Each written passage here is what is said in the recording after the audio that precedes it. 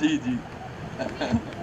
तो मैं एक्चुअली ये बता रहा था कि इंडस्ट्री कोई बुरी जगह नहीं है, इंडस्ट्री के लोग बहुत अच्छे हैं। ये आप में है, जब आप स्ट्रगल करने आते हैं, आप में है कि आप कितने स्ट्रॉन्ग बन के आए हैं और आपका सपोर्ट सिस्टम कितना स्ट्रॉन्ग है।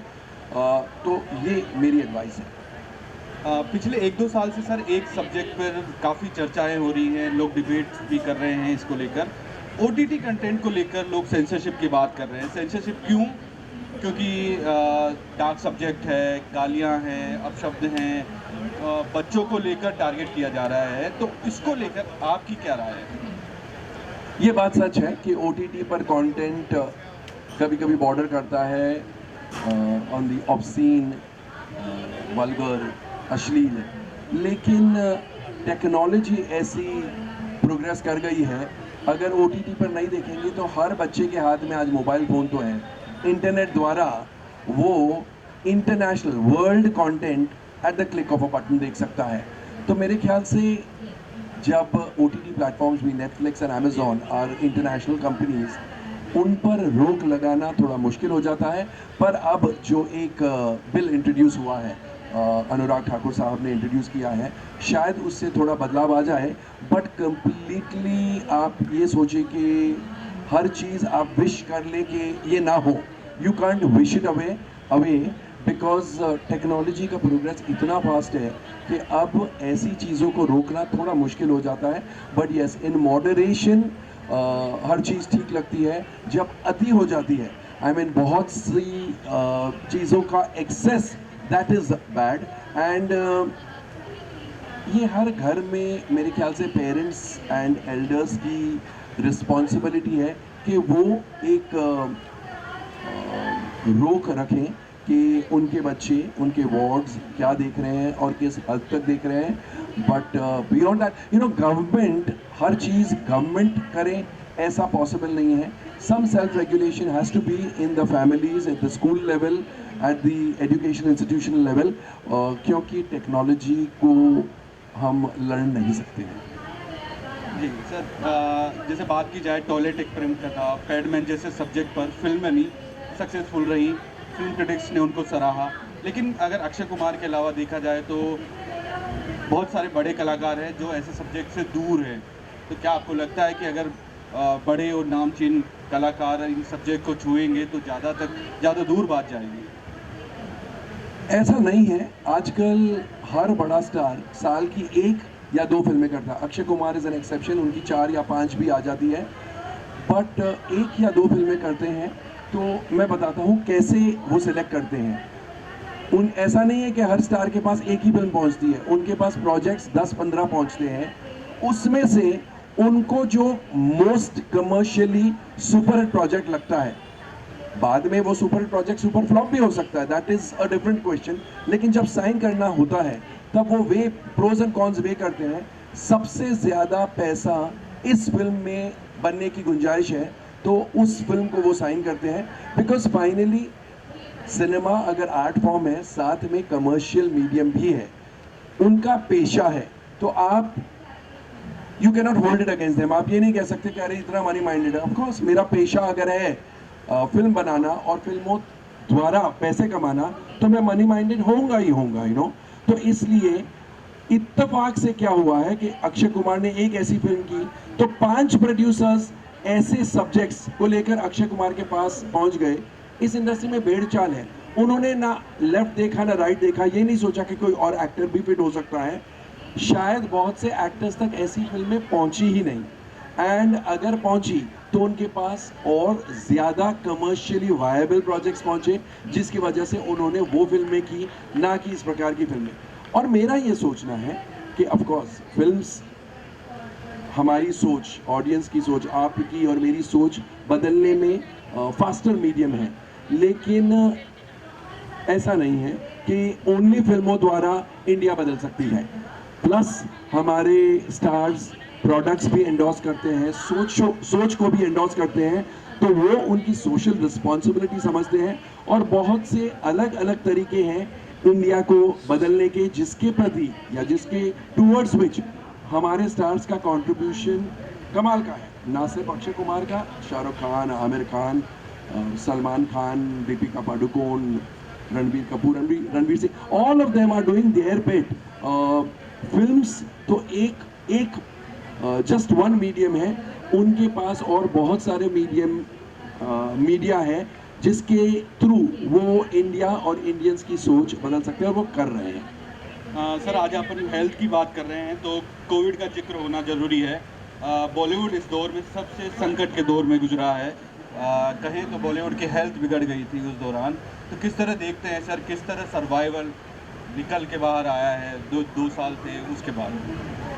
यू नो, जब कोविड चल रहा था तब बहुत से आर्टिकल्स, बहुत से ऑनलाइन आर्टिकल्स, बहुत से मैगजीन्स, पेपर्स में, सोशल मीडिया पर इतनी नेगेटिविटी फैलाई थी बॉलीवुड को लेकर।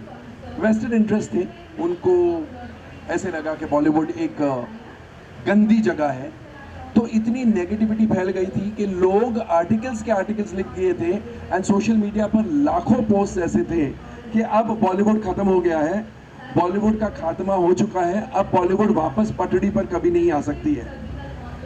और मैंने उस समय, क्योंकि मैं फिल्म ट्रेड जर्नलिस्ट हूँ, तो 2-3 आर्टिकल्स लिखे थे जिसमें मैंने ये प्रिडिक्ट किया था कि अब हमको बॉक्स ऑफिस कलेक्शंस एक बार ट्रैक पर आ जाए, हमको बॉक्स ऑफिस कलेक्शंस इस प्रकार को देखने को मिलेंगे जो हमने कोविड के पहले के दिनों में भी नहीं देखे हैं। और मुझे कहने में बहुत आनंद हो रहा है, बहुत खुशी हो रही है कि ऐसा ही हुआ है। जहां हमारी फिल्में 300-350 करोड़ पर रुक जाती थी, एक फिल्म थी जिसने 500 करोड़ किया था, वो थी Baahubali 2 the conclusion, Hindi dubbed version की बात कर रहा हूँ।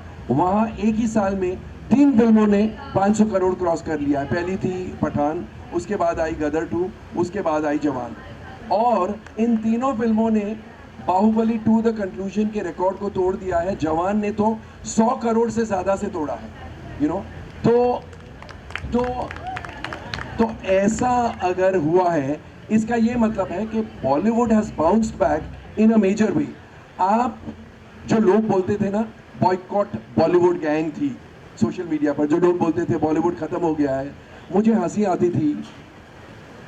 आप सब फिल्में देखते हैं, एक महीने के लिए आपके घर से टेलीविज़न और रेडियो, कैसेट प्लेयर या डीवीडी प्लेयर हटा दिया जाए, आप अपनी, या आपके कार में से जो रेडियो है आप उसको हटा दें, आप अपनी लाइफ सोच सकते हैं बिना गानों के? हमारे गाने हमारी मेंटल हेल्थ को कितना संभाल के रखते हैं, आपको पता है? मैं जब सीए, मैं चार्टर्ड अकाउंटेंट हूँ बाय क्वालिफिकेशन, मैं जब सीए की पढ़ाई कर रहा था, फाइनल सीए की, मतलब इतना टेंशन वाला काम है ये सीए की एग्ज़ाम।